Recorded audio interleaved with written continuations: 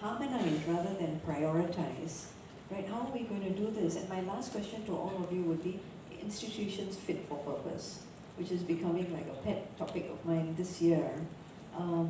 Nationally, how are institutions fit for purpose and what would we like to see them doing on a national level? But are there is a question? Yes. Right. Okay. Right, sorry. All right. Thank you very much for the wonderful conversation. I would want to a bit shift the conversation from the top and try to bring it down a bit. Why am I doing so is the realization of the fact that we have more than 80% of your youth seated in this gathering, and the conversation is largely around the top, speaking about governmental intervention and programs, and also looking at how the private sector are trying to come in to play their role. I want to bring it down to the youth. So how do we, as the regulator, the financier, how do we come about a mechanism to bring about products and a sort of programs that aligns the aspiration of the youth in terms of their entrepreneurship, in trying to leverage, even trying to play their part in this goal of climate sustainability. So the aspiration of the youth, trying to get financing for their projects in order to play at the bottom of the pyramid. How do we come about programs and structures to democratize that? So my question is largely facing the main bank and also, I think, the regulator. Thank you very much. Let's take all the questions first. There's another question. She sat down. Over here, sorry. Hi. So I think just reflecting on the conversation globally and within the region as well, there's been a lot of focus on an infrastructure-centric energy transition. I was wondering, from a regulatory standpoint or even from a financing standpoint, how can we embed more people-centric dimensions into either eligibility criteria or even sort of graduation of SMEs into some sort of listing to drive that conversation to focus more on the people-centric agenda of things. Anyone else? Yeah. Hello. Good morning, everyone. My name is Dr. Maizatun. I'm the coordinator for Climate Change Policy and Law Center, International Islamic University. So I'm from the legal background here. From the discussion just now, we see a lot of development in our financial landscape. We see a lot of soft law being introduced by securities commissions, bank negara, and so on. But my concern is that we do not have a robust, effective legal framework on climate change. Until now, we do not have a climate change law yet. We do have a climate change law at the state level. State of Sarawak already have, but it is insufficient. My concern is that because we're talking about regulation, we're talking about enforcement, we're talking about getting investors to come in. We're talking about what else? Transparency and accountability. So I believe that having an effective legal system is very important, because what we have right now is only a soft law, and then they are not, we'll be talking about data, we're talking about the continuity, sustainability, and at the end of the day, we want to make sure that climate change is not looking at just as a commodity, but something that needs to be looked at from the environmental perspective as well. Thank you so much. Thank you.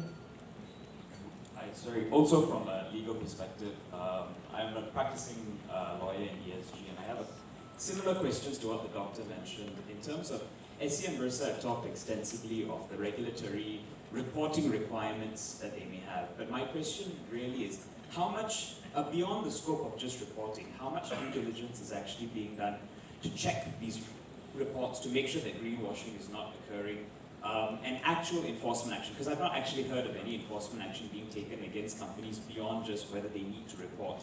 Someone can report, but what they're saying actually has no overall beneficial effect to the environment or to their company. So the first question relates to what is SE and Bursa actually doing to monitor these companies and what they're reporting.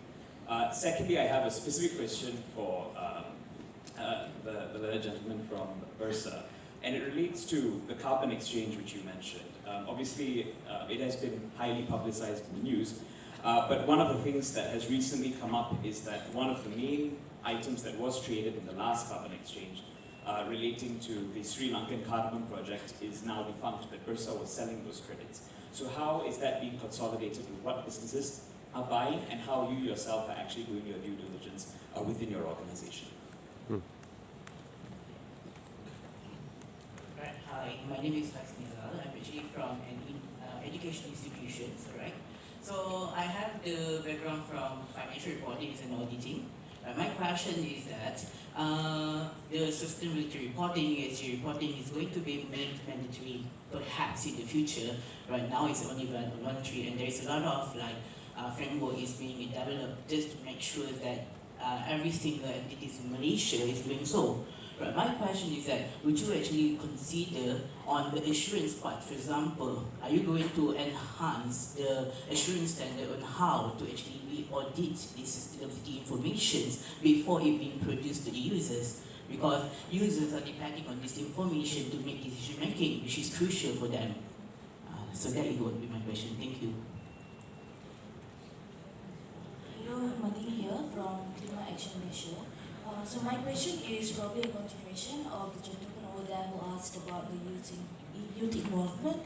So what are the efforts currently being undertaken in developing the framework related to just transition to include voices from the grassroots to safeguard the interests of vulnerable communities, including indigenous communities and the young people? Thank you. Thanks so much. So, I think generally, youth involvement, whether climate or marginalized communities, people-centric decision making, and we're all familiar with the tragedy of common threatening horizons, not just a commodity type approach, but also ecosystem assurance. We mandated sustainability reporting, the regulated licensed entities as well as the listed companies. What about assurance for the next stage? So any of these questions, I think we've run out of time, but I'm just not getting the signal from anyone, so maybe they're allowing us to overrun. I didn't see you. 5 minutes, okay, thank you. Maybe a very quick one, because I think the first and the last question I think is interrelated, and I would encourage looking at what the government is also doing. Again, methodology is going to be the same. If you're expecting to give a different answer, then it's not. I think we look at where the policy drivers are, policy levers are, how can that be supported through the funding. So the government has put out quite aggressive I guess, I don't want to use the word roadmap, but aggressive plans to increase or elevate the Malaysia as a high economy country. So I think KL20 is one of those aspirations, and funding is available for young people to participate in programs run by Cradle, MDAC. There's incubators, accelerators, programs in place for clean energy technology. Very quickly on that. And then on assurance, it's something that we're studying. Same with the question on, things are put out. Are we looking at the possibility of greenwashing? Both greenwashing regulations are considered, and the need to have assurance is also being studied very closely. So I think maybe trying to get bits and parcel of the questions here, and if I don't touch on your question, feel free to engage with us for the rest of the day. I think if we kind of look at the ecosystem, we have a lot of events such as Climate Finance Summit and so on that rightfully should be put in place to drive awareness, understanding, get buy-in. But at the end of the day, from our involvement and our observation, it is still quite new in this way. A lot of the things that you talk about, be it the legal framework and maybe from a people-centric approach, is possibly the stage of where we are in the industry. Whereby right now, even if you want to make policy, for example, do you have a bird eye view of all the data? We have a complete data set to be informed decision. I think that the colleagues on my right probably agree with me as well. So the question that we kept asking ourselves is that how do we operate when we do not have complete information? So then we start to think about, if we kind of line the ducks up, the first one really is that awareness building, buy-in, getting different people's opinions, testing, and then we start to set rough framework, policies, and standards. Then once these are being put in place, then you have the infrastructure coming in, and based on the infrastructure, you adjust and pivot. Now, from a people standpoint, then people have a free will to choose what they want. Now, of course, we are within the Malaysia environment, we are within the ASEAN environment, we are largely influenced. From a youth standpoint, a lot of our understanding, a lot of our observation is that the youth have their own principle. They come to us and they, in many cases, contribute not from a very traditional joining a company or taking a role, but really coming and say, this is where we are, this is where my heart is, and how do I contribute? And find ways to work with them to contribute.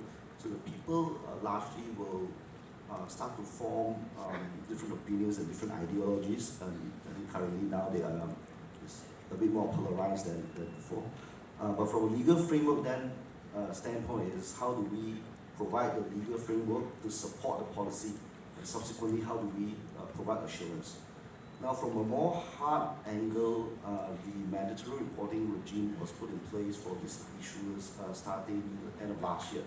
So only by this year in Malaysia, these data sets starts to fall in. It is largely in line globally. For example, in Australia, climate reporting starts to fall in place, I think, next year, 2025. And on top of asking for climate reporting, they are also asking for, I think, assurance as well. I don't know whether it's limited or reasonable, but it's assurance as well. And I think in Singapore, for example, it's still a voluntary basis. And Indonesia and Thailand have also put some of these in place. So I think it goes in phases. So I'll probably not drag on and I'll probably just pause here. Yeah, I just adding to because both Sama and CC have spoken about from the perspective, from the youth perspective. Yeah, right now there is no dedicated solution for youth in terms of climate financing. Yeah, but it will still go down to the use of proceeds, whatever it is. However, for some reference, the Commonwealth Secretariat out of London actually came up with a report called Climate Finance for Youth. Yeah, and that was just in 2022, not too long ago. So you can access the report out of the Commonwealth Secretariat. But one of the main recommendations made in that report is that there needs to be more localized community-led funding for youth for that support. However, they do have visibility of that through this Commonwealth Climate Finance Access Hub. So if you can just take a look at that, then you may have that access for whatever project you're thinking about. Thank you so much. I think this has been a great discussion. You've been a great panel. Thank you so much for sharing all your insights. Thank you so the much. moderator as well. Recognize the moderator. Thank you so much to the panelists and moderator. That concludes our first round of panel session. Don't worry, there will be many opportunities to ask some more hard-hitting questions after this. Again, I would like to invite the speakers to remain on stage to receive a token of appreciation and for a group photo. Can I have the co-director Lydia to come on stage to hand out the gifts? This year, the organizers have decided to support 2 NGOs' good causes by sourcing our tokens of appreciation from them. The Batik notebooks received by our speakers are specially crafted by Tanma, a refugee artisan network. They run empowerment and livelihood programs for refugee women in Malaysia.